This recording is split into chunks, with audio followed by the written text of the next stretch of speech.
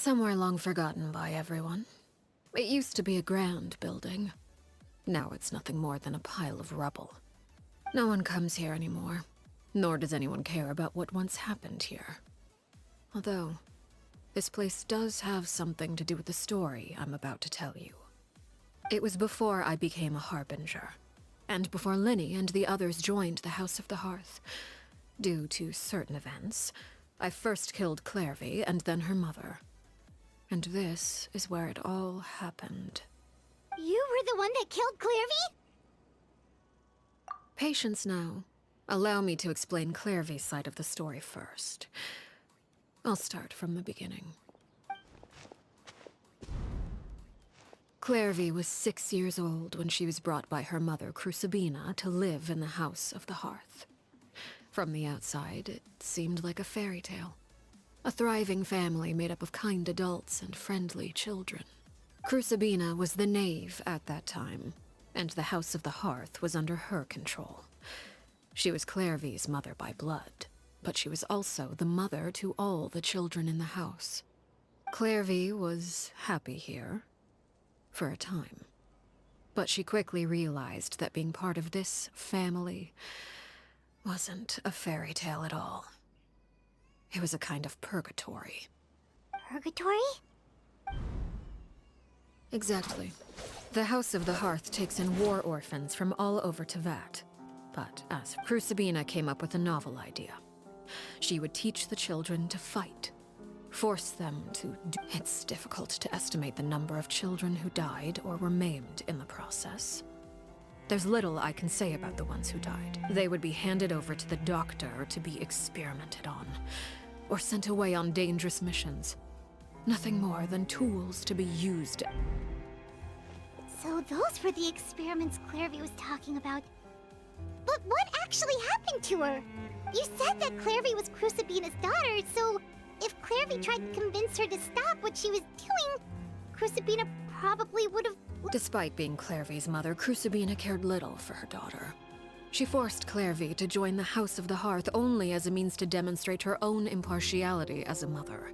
Clairvy did try to convince her mother to change her ways, but it was to no avail. After her efforts failed, the only other option was to rise up and try to fight. Of course, there was one exception. Someone Clairvy's age, who knew the truth about the House of the Hearth. Her name was Peruere. Wait, the friend that Clairvy mentioned? Friend, huh? I suppose we can call her that for now.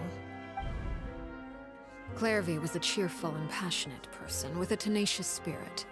Peruere, on the other hand, was rather cold-blooded. Her cold-blooded nature allowed her to see through Crucibina's facade. Yet, it was also this cold-bloodedness that prevented her from acting against it. Despite their differences, the two became fast friends, united by their knowledge of the truth. Clairvy told Peruere that she hoped to create a real family, where no one would be killed or sacrificed. There may have been a certain naivete to her ideas, but Clairvy proved her determination many times over. She tried countless times to run away, even with her body racked with pain. She would still stand on her tiptoes and open the window at night. She and Peruere would look out at the moon together, a fierce longing for freedom shining in her eyes. But one day that light... Oh no. What happened? Her hopelessness resulted from a culmination of things. 10 years had passed.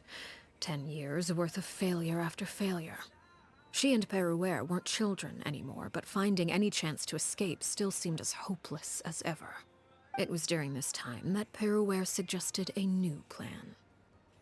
If escaping was out of the question, Clairvy rejected that proposal. She claimed that, as a famous harbinger, Crucibina possessed an unimaginable amount. Clairvy never gave another reason, but Peruere could see it written all over her face. Clairvy still thought of Crucibina as her mother. Killing her own flesh and blood was a line she couldn't bring herself to cross.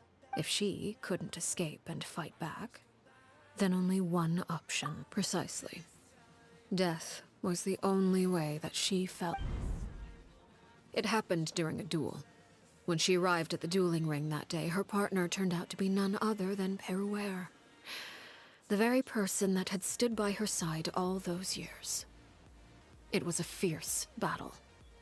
But from that moment on, Peruere's journey was one written in flames. When the rain finally came and washed it all away, there she stood. It was the very result she had predicted 10 years prior. Even then, she believed she would make it until the end. She was unsettled. And there was only one thing that could quell that sensation. Perhaps you'd... Crucibina, you mean? Correct. This is the place where Peruere killed her best friend. A mere year later, this is also the place where she fought tooth and nail to kill the mother they shared. The moment she acted, any conception of what was right or wrong ceased to matter. Peruere won the battle, and became a harbinger herself. After which Her Majesty, the Tsaritsa, bestowed upon her a new name. Arlecchino.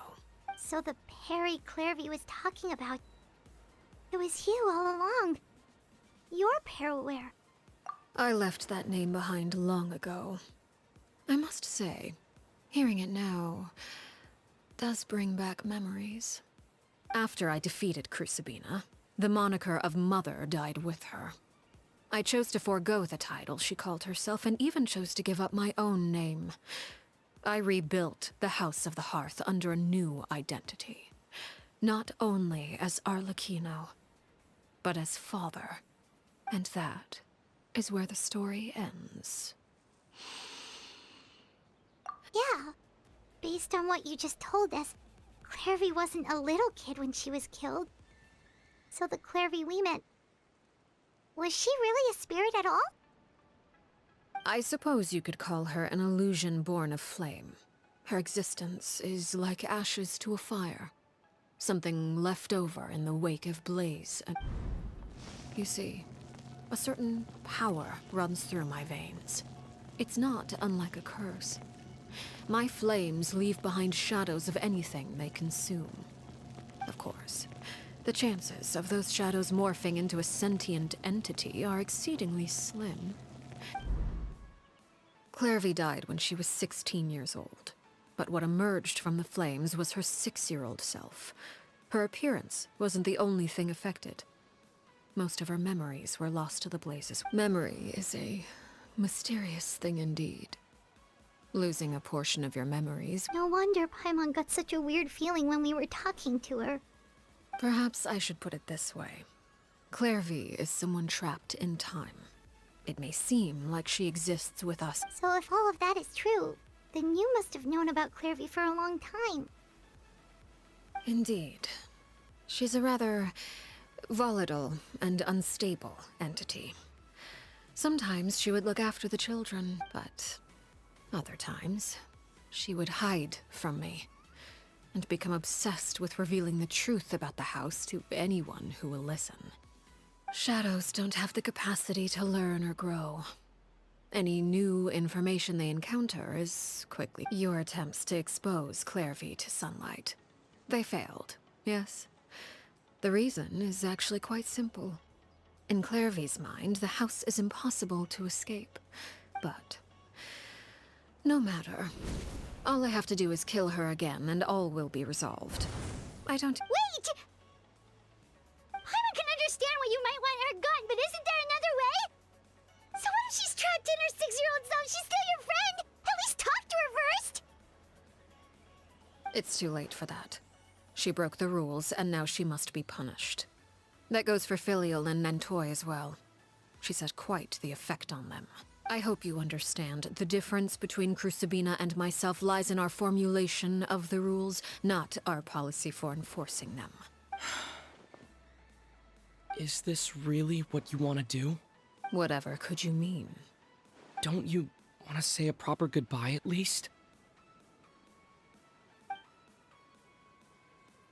Whether as a killer or as a father, there are two things that must be avoided at all costs. Anger and sorrow. Anger makes you impulsive. Sorrow causes you to waver. Well, It appears it's about time to proceed. Before we arrived, I told some of my well-behaved children to bring our trouble. I do believe I've kept my end of the deal. I give your friends quite a bit more time.